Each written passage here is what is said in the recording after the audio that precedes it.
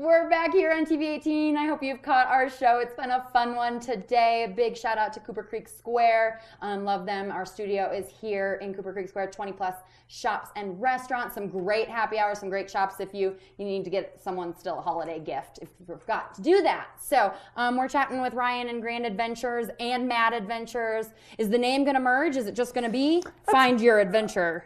Don't know yet. Okay. You know, that's something we'll still figure out is how to truly bring both businesses together over time. Because they've both been pretty solo. They both have a lot of history in the area, so you know it's hard to lose those names. Yeah. It's not a switch you can make overnight. But you know the goal is to really bring the companies together over time.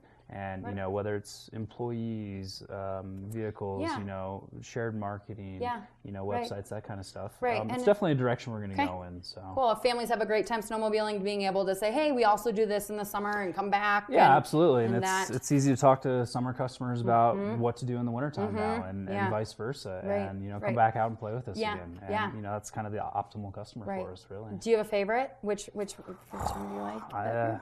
I couldn't pick a favorite. It's like every river's different. You know, there's something you love about every one of them. Yeah.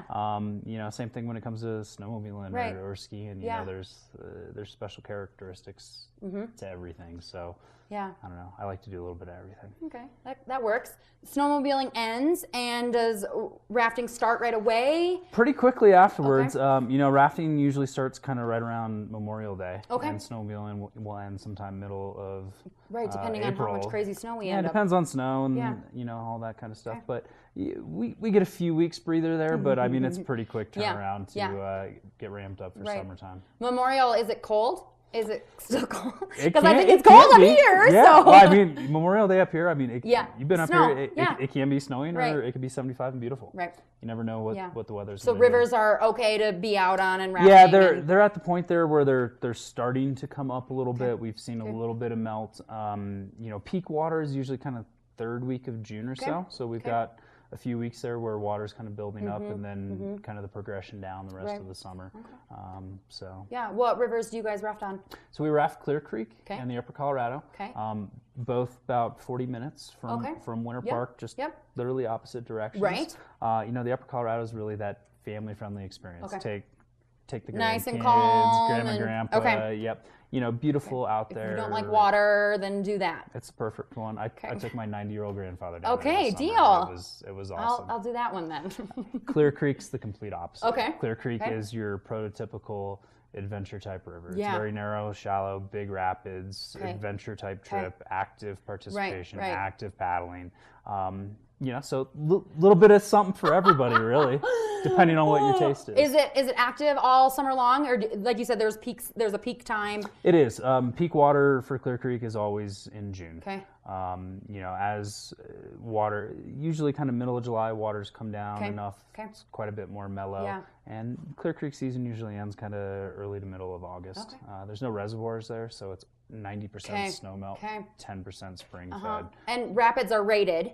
Yep. Right? So tell me what Clear Creek. Creek... So Clear Creek we raft up to class 4. Okay. Which... 5 is the highest? 5 is the highest. That's boatable. Class 6 is non-navigable. Okay. Class 4 is plenty intense for 99% of the population. And Colorado is what class? The Colorado. Class 1 and 2 for the most part. At high water, there's 1 or 2 in there that technically a class 3. Okay. But you know, class 1, class 2. Okay. So very family friendly. Very.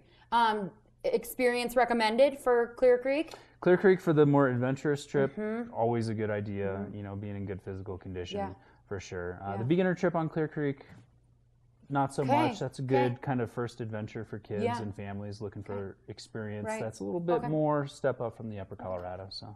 And more information on rafting? MadAdventures.com. Easy, easy. What are you looking forward to this spring? What are you going to do? What's on the bucket list? On the bucket list?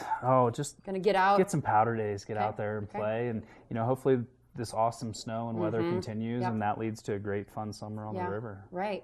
Okay. Grand Adventures, Mad Adventures, all sorts of adventures with Ryan if you want to take them. On the snowmobiling, 4 different locations, 3 different locations, 4. 4.